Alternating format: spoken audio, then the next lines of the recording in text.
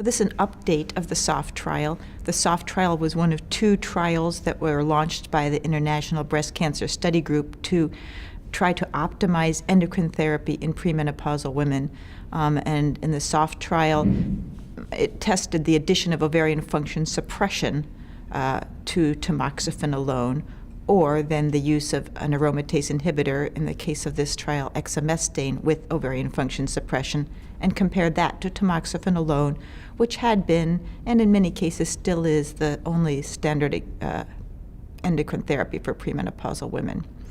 At the time that we initially reported the data, about 5.4 years median follow-up, there was no statistically significant advantage to the use of ovarian function suppression in the overall study group.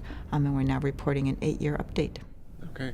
And was that looking at any specific breast cancer types, any biomarkers, indicators, or just? Interesting.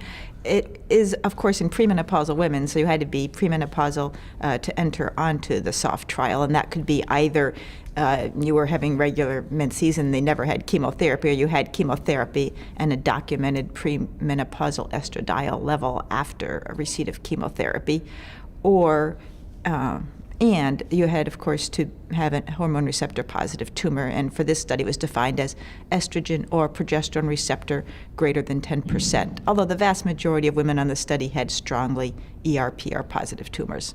Okay. And SSA 8 years on, findings are consistent with what's been reported so far?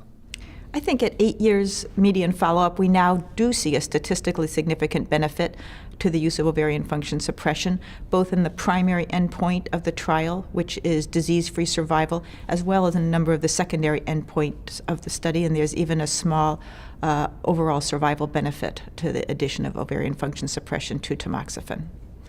You asked about HER2 status, which is a bit of a confounding point in the trial because it did allow HER2 positive patients to enter, and the treatment of HER2 positive disease changed over the time of the conduct of the trial. We enrolled starting in about 2003.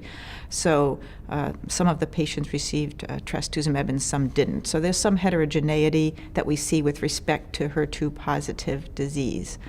But overall, there's a benefit to the use of ovarian function suppression that's now clear. I think there is one more point that I'd like to make and that I'll be emphasizing in my talk, is that ovarian function suppression, as you can imagine, does add toxicity for young premenopausal women, and many young women, despite the fact that they're premenopausal, are still not at that high a risk of recurrence. And in the group of women who did not receive any prior chemotherapy, and this was by patient and physician choice, but it was a stratification factor in the trial, so it was something that was an analysis that was planned ahead. There are hardly any recurrences and distant recurrences and hardly any deaths at this point. So the addition of ovarian function suppression to someone who's at low risk is not worth it. For someone who is at higher risk, I think it's clearly worth it, and how higher risk is something that is not clearly defined, and at this point it's going to be a matter of individual decision for each patient and physician.